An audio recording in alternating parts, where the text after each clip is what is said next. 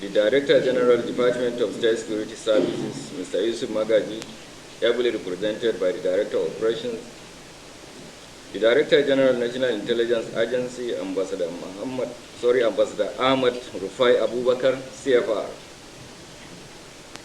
the Chief of Defense Intelligence, Major General Samuel Adebayo, heads of security agencies, the Deputy Inspector Generals of Police present here, all heads of the political parties, chairmen or their representatives present here, senior officers from the military and other services that are present here, invited guests, ladies and gentlemen, and the press. I welcome you all to this critical meeting between Nigeria Police Force and the strategic leaders across national security and the intelligence agencies and the leadership of all the 18 registered political parties in the country. I wish to particularly thank you all for your attendance, granted the short notice, which of course was informed by the critical nature of the issues to be discussed. This meeting became expedient following a noticeable trend within the national political space, which, if not promptly addressed, could evolve into a potent threat, not just to our national security, but the electoral process. Drawing from the experiences of the past, electoral violence, both in the process leading to an election, as well as the fallout of election, has always constituted the most dangerous threat to our democracy. Political violence manifests in three forms. First is the violence that is targeted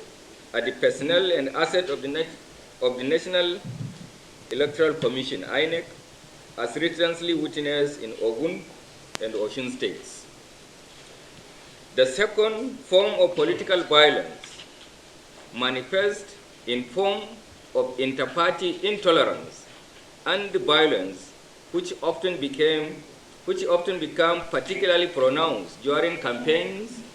elections, and post-election phases. It is on record that not less than 52 cases of such politically motivated intra- and inter-party violence has been recorded across 22 states since the official announcement of the campaign for the 2023 general elections on the 28th of September 2022. The last form of political violence relates to the conduct of some state governors who manifest traits of political intolerance, which often inflame political tension. In this regard, we have been receiving reports of some state governors who encourage political talks and subnational security outfits under their control to disrupt seamless and statutorily guaranteed campaign activities of parties or candidates with whom they hold opposition political views. In so doing, they deploy their powers and influences to either prevent the mounting of campaign bills on boards or put them down after they have been mounted, while also denying political opponents of spaces to undertake their campaigns or peaceful political congregations in contravention of the provisions of the Electoral Act 2022 as amended. Most of the recorded violent incidents or threats often result from political extremism, misinformation, intolerance, wrong political orientation, hate speeches, incitement,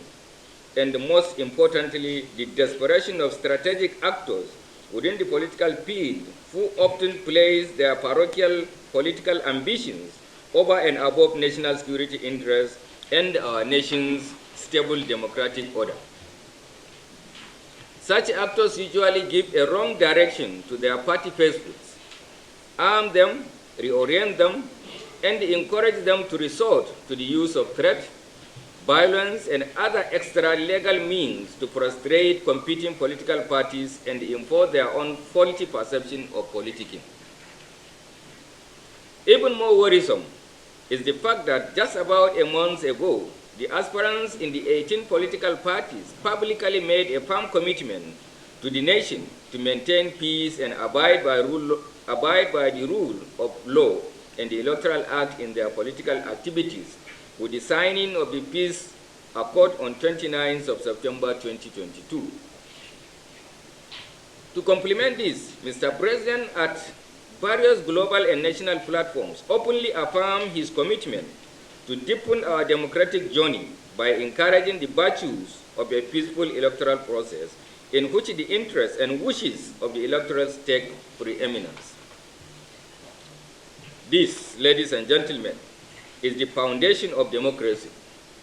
and a deviation from this standard can only engender chaos within the national security space and threaten our democratic heritage.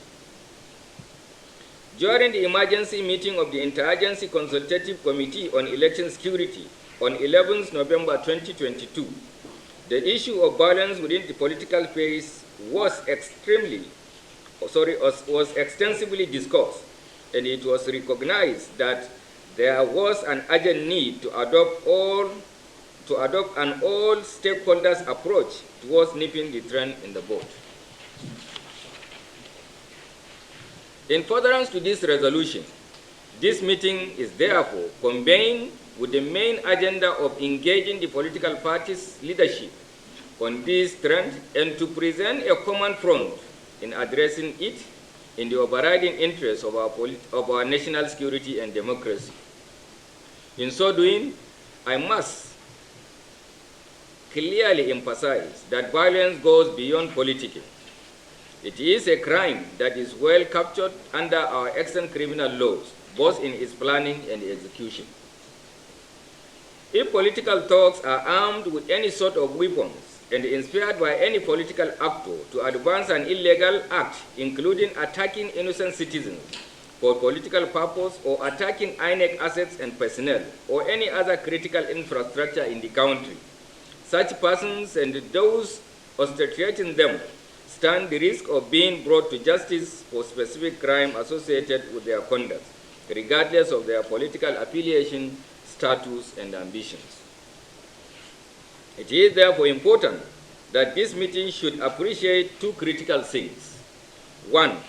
a peaceful order remains paramount to the attainment of the political ambition and interests of all political actors and their parties. They therefore owe it as a sacred obligation to themselves, their political parties, and the nation to alter their mindsets and commit to providing a leadership for their followers in the manner that will project peace and discourage violence, if indeed they are true democrats. Secondly, we should acknowledge that the fact that political violence in any form, shape, or manifestation is both an offense under the Electoral Act and a crime under extant criminal laws of the country. Beyond its impact on the political process, it also has a major consequence on our national security. Consequently, the Nigeria Police and all other national security agencies, in fulfillment of their statutory obligations to the nation, remain duty-bound to initiate enforcement actions that will restore order within the political and national security systems. Henceforth, therefore, we shall put machineries in motion that will, in the most proactive manner, identify, isolate, apprehend, and bring any political actor and the foot soldiers they might be motivating to encourage in violence at political rallies or any other political engagement to deserved justice. We have also resolved to emplace firm actions that will deter targeted attacks on INEC assets across the country. More than a stern warning, this is a clarion call for us all, both as security agencies and political actors, to speak out on one voice in condemning political violence in overriding national security and democratic interests. On our part, and as an outcome of the Interagency Consultative Security Council meeting, the Nigeria Police, working in collaboration with all other security agencies, including the military, have resolved to: 1, enhance intelligence gathering, sharing, and utilization of same to stand after political violence. 2. Upscale the deployment of security teams to all INEC assets and facilities nationwide with stamped down from the police, Nigerian Army,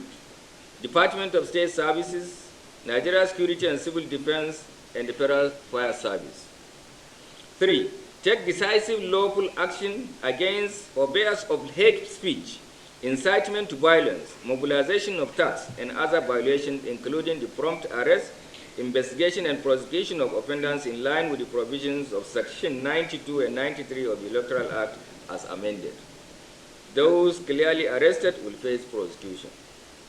Despite all these initiatives, it is recognized that the leadership of each political party is critical in eradicating the menace of political intolerance,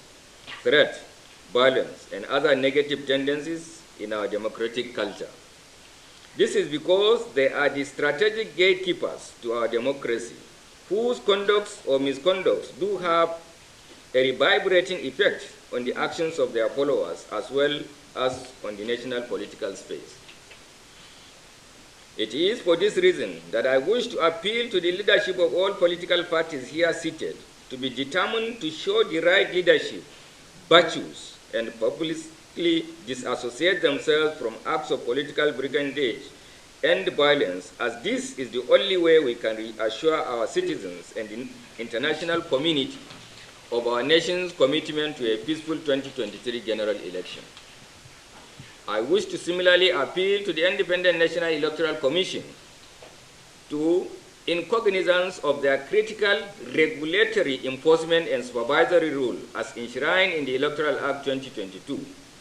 assert their statutory powers and scale up their compliance action towards complementing the Nigeria Police and other law enforcement agencies in checkmating the threats being posed to our democratic order by actors within the political system. This requires that INEC should take decisive action against candidates and parties that violate the Electoral Act in the areas of conduct of political parties, candidates, and other actors in relation to hate speeches, campaign fundings, regulations, encouraging, supporting, or inciting violence, and the depriving political opponents of basic electoral rights guaranteed under the Act.